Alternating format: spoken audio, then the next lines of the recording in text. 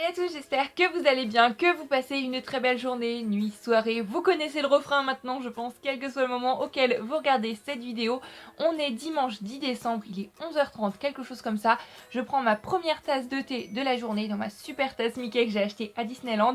C'est du thé à la menthe, tout ce qu'il y a plus de classique, mais je prends cette première tasse avec vous. Comme d'habitude, ce matin, je vais vous parler de mon avancée lecture d'hier soir. Et finalement, hier soir, mon plan bande dessinée manga s'est simplement résumé à commencer le premier tome de Une sacrée mamie.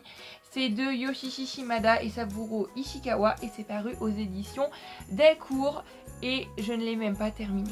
Un manga, habituellement, j'arrive à le lire avant d'aller me coucher en entier, aucun souci. Surtout un petit manga jeunesse comme ça.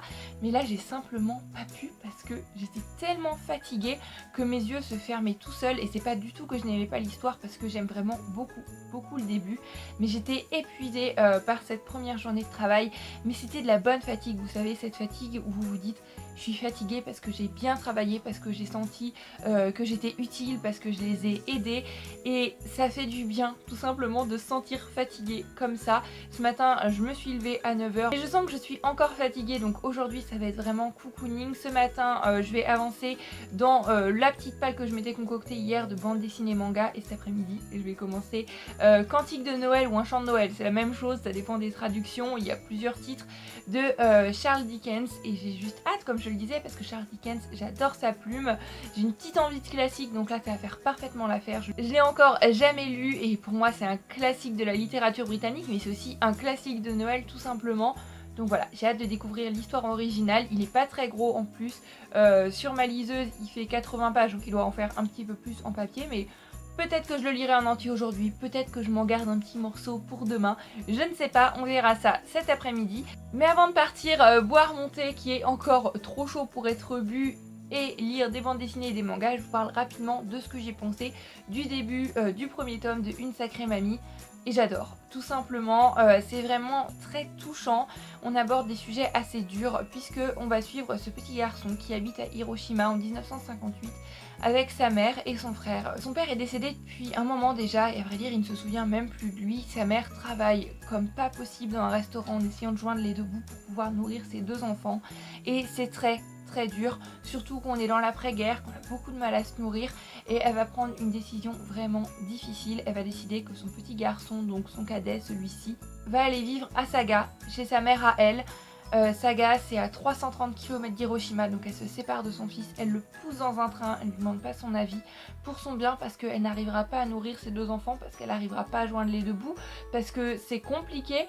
Et ce petit garçon va donc atterrir contre son gré chez cette grand-mère qu'il ne connaît pas vraiment, et cette grand-mère surtout qui est très pauvre, mais elle a une vision de la vie tellement belle. Il y a un passage où elle dit que la pauvreté, on peut la vivre de manière sombre ou on peut la vivre de manière gaie. Elle a choisi de la vivre de manière gaie. Et elle profite de chaque instant, elle profite de chaque petite chose.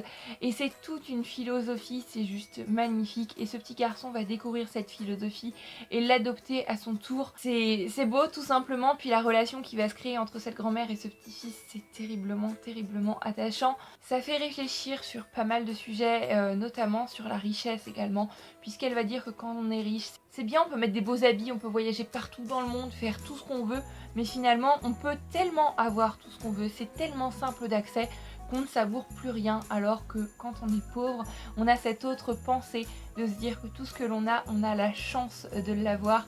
Et ça fait réfléchir en fait, hein, ça fait cogiter sur pas mal de petites choses. Les dessins, j'aime beaucoup, je vais d'ailleurs vous montrer tout de suite quelques petites illustrations. Je pose ma tasse pour éviter une nouvelle catastrophe. Voilà rapidement pour les illustrations, je les adore. Les personnages sont géniaux, l'histoire est touchante.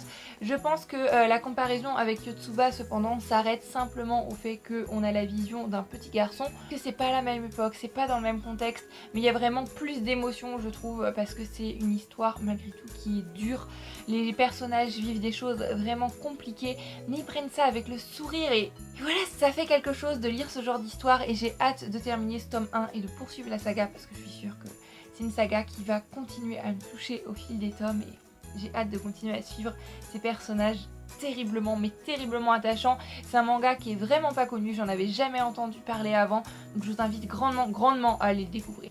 Et le marque-page que j'ai en ce moment, c'est ce super marque-page de Trop Choupinou qui m'a été gentiment envoyé par l'illustrateur et auteur Johan Blaise Du. Donc je le remercie encore grandement puisque je sais qu'il regarde assez régulièrement mes bookmas. En plus on a un look, un parapluie Totoro, on ne peut que craquer. Et quand on le retourne, on a un petit chaperon rouge. Donc là on ne peut que craquer encore plus. Je suis absolument amoureuse de ce marque-page. Donc encore merci pour l'envoi parce que on n'a jamais assez de marque-pages, n'est-ce pas? J'en ai une collection pas possible, mais j'adore varier mes marque-pages, j'adore changer de temps en temps. Et c'est le genre de petites choses, de petites attentions qui fait toujours chaud au cœur. Bon, et ben maintenant que mon thé est un petit peu refroidi, je vais pouvoir aller avancer dans mes bandes dessinées et mangas. Et comme d'habitude, je vous retrouve plus tard pour un petit update et vous dire ce que j'ai pensé de ces lectures. Petit instant météo, quand tout le monde, tu vois sur Instagram, dit « Oh, il neige, c'est génial, il fait tout blanc, je reste à la maison, c'est cocooning et tout. » Et chez toi, ben, il fait 11 degrés, il y a du vent et un gros ciel bleu. J'aime beaucoup ma ville, j'aime beaucoup là où j'habite, mais s'il vous plaît, moi aussi je voudrais de la neige ultra cocooning, tout blanc dehors avec une tasse de chocolat chaud. Pas de ciel bleu en ce moment. Je veux de la neige, mais il n'y en a pas pour l'instant. J'espère que ça arrivera quand même, je ne désespère pas. Et si jamais Monsieur Météo voit cette vidéo, jamais. On peut toujours rêver qu'il y ait quelqu'un qui règle la météo, qu'entende tout ce que vous demandez, vous avez le temps que vous voulez. Ce serait génial, n'est-ce pas, comme concept? Eh bien, je tiens à préciser, pour éviter toute potentielle erreur, que j'ai demandé de la neige. De la neige blanche, de la neige bien propre, génialissime, et pas du verglas pour aller au travail. Voilà, maintenant, je vais patienter, et sait-on jamais, peut-être que la neige va arriver. En tous les cas, moi, j'espère fort parce que de la neige en décembre, c'est quand même toujours magique.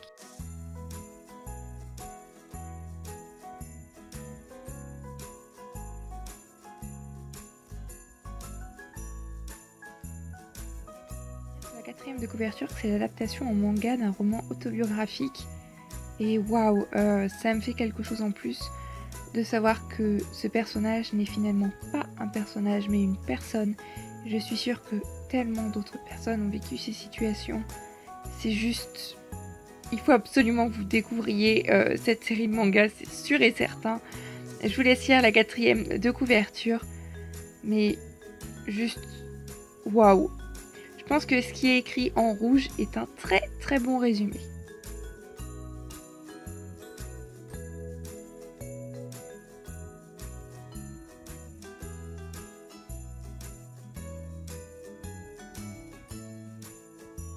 15h48, je viens de terminer le premier tome de Une Sacrée Mamie et je pense que je vais directement enchaîner avec le deuxième. Il y a des moments où j'avais les larmes qui montaient aux yeux et la postface de l'auteur est juste waouh. En fait, c'est l'histoire de Yoshishi Shimada qui raconte ce qu'il a vécu avec sa grand-mère. C'est autobiographique comme je l'ai dit tout à l'heure. Et c'est quelqu'un de connu apparemment, c'est un humoriste, quelque chose comme ça, je crois, je ne connais absolument pas. Mais waouh, il faut absolument que vous découvriez ce livre. Je pense que je vais pas en dire plus parce que je me répète depuis tout à l'heure, mais c'est qu'il faut vraiment que vous découvriez ce livre. Et maintenant, moi j'enchaîne tout de suite avec le deuxième tome.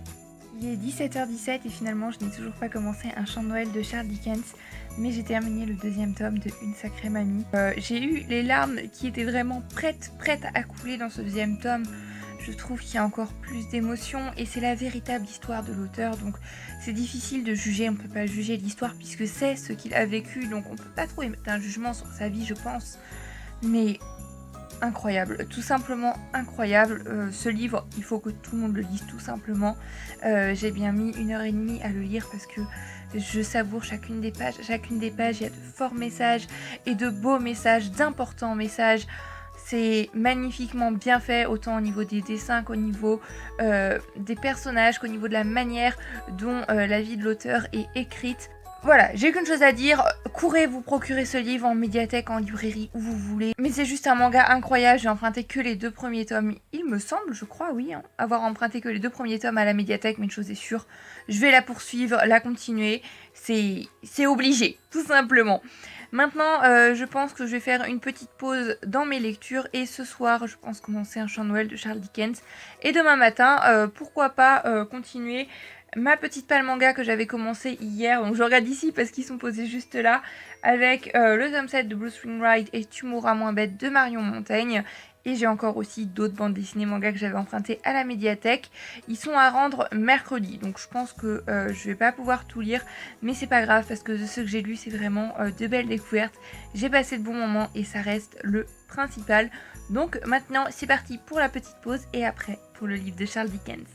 Il est 20h30, ma coiffure, je sais pas trop à quoi ça ressemble, ma queue de cheval part complètement en cacahuète, mais c'est pas grave puisque là je vais aller prendre ma douche, me mettre en pyjama, vous monter le bookmas que vous venez de voir aujourd'hui et après je vais me mettre dans mon lit avec un chant de Noël de Charles Dickens dont je vous reparle de mon avancée lecture bien évidemment comme d'habitude demain matin.